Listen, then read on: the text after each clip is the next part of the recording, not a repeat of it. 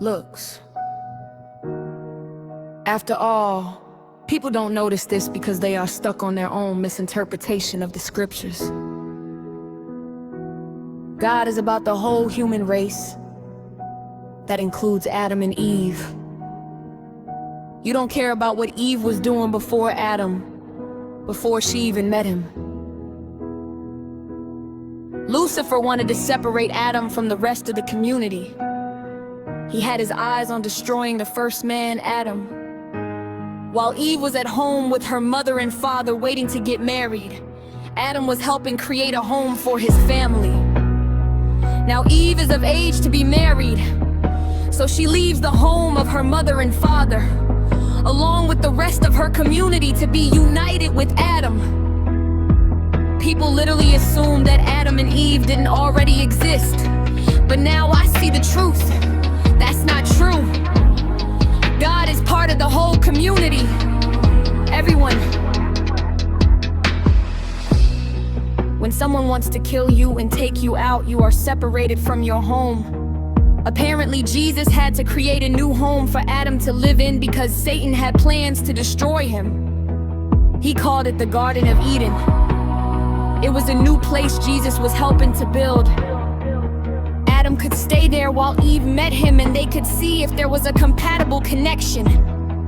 Adam did not even seem to know that. So Jesus told Adam, "You need to find yourself a wife." Adam said no. So Jesus had to convince him that Eve came from his side, even though I believe she never did, just so Adam could feel connected to his wife and believe she belonged with him.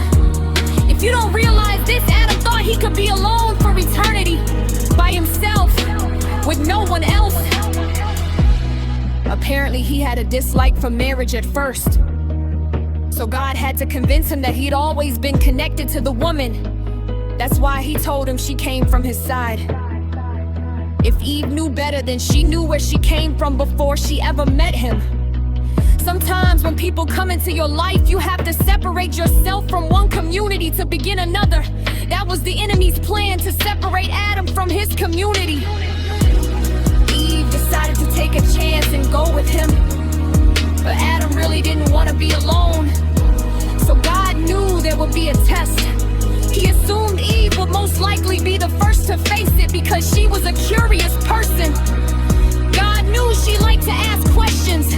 Before you even realize it, this is what I believe God's plan was all along. This is the revelation I received. Whether you believe me or not is your choice. Most people are so focused on how God made them that they never stop to think about what their lives might have been like before they met. To me, much of this is symbolic language. Everyone is part of a community. Death kills you and separates you from your community. When death comes, it separates you from your mother, your father, your sister, your brother, your friends, and even strangers you might have gotten to know later. That is what sin and death do. Many people don't want to be alone. When death comes to take them, they often want to pull someone else down with them so they won't have to face it alone. That's the revelation I received. Because that is exactly what sin and death do. They separate us from our community.